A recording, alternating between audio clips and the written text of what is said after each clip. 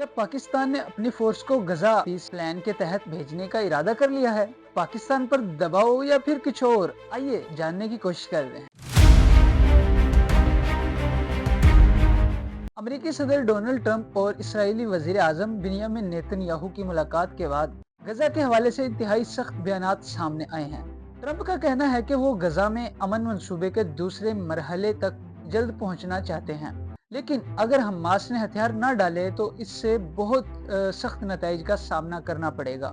Trump ने दावा किया है कि 59 ममालिक इस बात पर इत्तेफाक करते हैं, इस बात पर मुत्तफिक हैं कि हमास को गैर मसलह होना चाहिए। अगर हमास खुद हथियार नहीं डालती तो यही ममालिक गजा जाकर हमास को खत्म कर देंगे। इन ममालिक को इसराइल की भी जरूरत नहीं होगी। ट्रंप के मुताबिक यही मशरिक वस्ता में असल अमन है और ये ममालिक सिर्फ खिते के नहीं बल्कि खिते से बाहर के भी हैं। इन्होंने कहा कि तुर्की के सदर उर्दवान को भी इस पर कोई एतराज नहीं होगा। इब्राहिम मुआहिदों यानी इसराइल और मुस्लिम ममालिक के दरमियान ताल्लुकात मामूल पर लाने के मुआहिदे को मजीद वसी किया जाएगा। सऊदी अरब का इसराइल के साथ मुस्तकबिल में इन मुआहिदों पर दस्तखत करना मुमकिन है।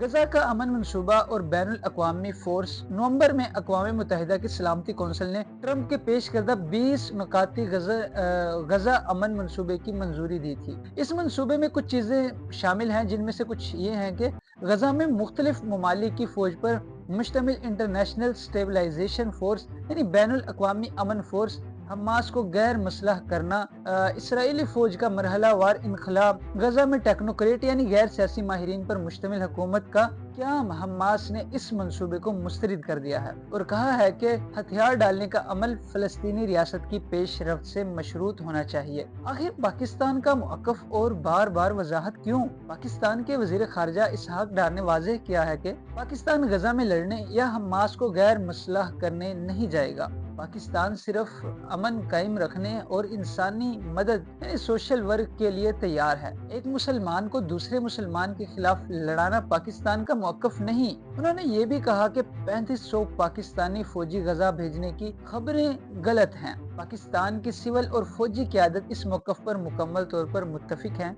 इब्तिदा में 8 ममालिक ने अमन फोर्स में शामिल होने की पेशकश की थी, अब ये तादाद 20 हो चुकी है। पाकिस्तान ने यह भी वाज़ेह किया है कि किसी भी अमन फोर्स को अक़वाम मुत्तहिदा की सलामती कौंसिल के फ्रेमवर्क के तहत होना चाहिए। हमास को गैर मसलह करना फ़लस्तीनी इदारों का काम है, पाकिस्तानी फौज का नहीं। क्यों पाकिस्तान पर दबाव महसूस किया जा रहा है? उनमें से चंद वजूहात ये भी हो सकती हैं कि पाकिस्तान ने सलामती कौंसिल की करारदाद के हक में वोट दिया। अमेरिका और पाकिस्तान के हालिया ताल्लुकात बेहतर हुए हैं। अमरीकी हकाम जैसे मार्को रूबियो ने पाकिस्तान के किरदार को अहम करार दिया। इसी वजह से मीडिया में क्यास आराइयां हो रही हैं। मजहबी जमातें और अवामी हल्के सख्त मुखालफत कर रहे हैं। हुकूमत को बार बार वजाहत देना पड़ रही है। इसराइल की मुमकिना मुखालिफत इसराइली मीडिया के मुताबिक नेतन्याहू तुर्की को अमन फोर्स में शामिल करने के खिलाफ हैं और पाकिस्तान को भी इस फोर्स में शामिल करने पर इसराइल एतराज कर सकता है। इसके पीछे असल वजह यह है कि इसराइल नहीं चाहता कि ऐसे ममालिक शामिल हों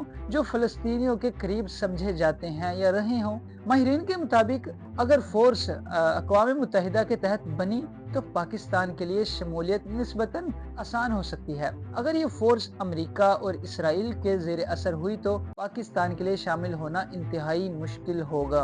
पाकिस्तानी फौज की तैनाती से अंदरूनी मुल्क शदीद रद्द-ए-अमल आ सकता है। इसराइली फौज के साथ किसी भी किस्म का राब्ता पाकिस्तान की फलस्तीन पॉलिसी के खिलाफ होगा। गजा की जमीनी सूरत हाल की बात करें तो जंग बंदी के बाद भी गजा में हमले जारी हैं। 400 से ज़ायद फलस्तीनी हलाक हो चुके हैं। इसराइल और हमास एक दूसरे पर जंग बंदी की खिलाफ वर्जी का इल्जाम लगा रहे हैं। ईरान को भी ट्रंप ने सख्त वार्निंग दी है कि अगर इसने जौहरी या मिसाइल प्रोग्राम बढ़ाया तो अमेरिका हमला कर सकता है। पाकिस्तान, खिता और दुनिया पर इसके मुमकिन असरात क्या हो सकते हैं? उनमें से चंद एक ये हैं कि मशरिक़ वस्ता में कशीदगी बढ़ेगी। 59 ममालिक के दावे और हमास को मिटाने की बातें खिते में जंग के खतरात बढ़ा सकती हैं। पाकिस्तान के लिए फैसला इंतहाई हसास है। पाकिस्तान को एक तरफ अमेरिका के ताल्लुकात, दूसरी तरफ अवामी और मजहबी दबाव का सामना है। मुस्लिम दुनिया में तकसीम का खदशा मुमकिन है।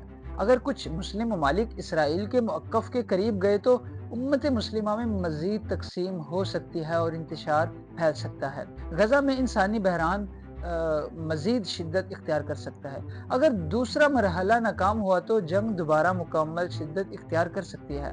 ابراہیم معاہدوں کی توسیع بھی ممکن ہو سکتی ہے، جیسے کہ امریکہ اسرائیل کے علاقائی قبولیت کے عمل کو مزید آگے بڑھانا چاہتا ہے۔ اس پر شدید اختلافات ہیں۔ اگر اس کا ایک لائن میں ہم نتیجہ نکالیں تو ٹرمپ کے سخت بیانات اور غزہ میں بین الاقوامی فورس کا منصوبہ امن سے زیادہ نئے تنازعات، دباؤ اور سیاسی آزمائشوں کو جنم دے سکتا ہے، خاص طور پر پاکستان جیسے ممالک کے لیے۔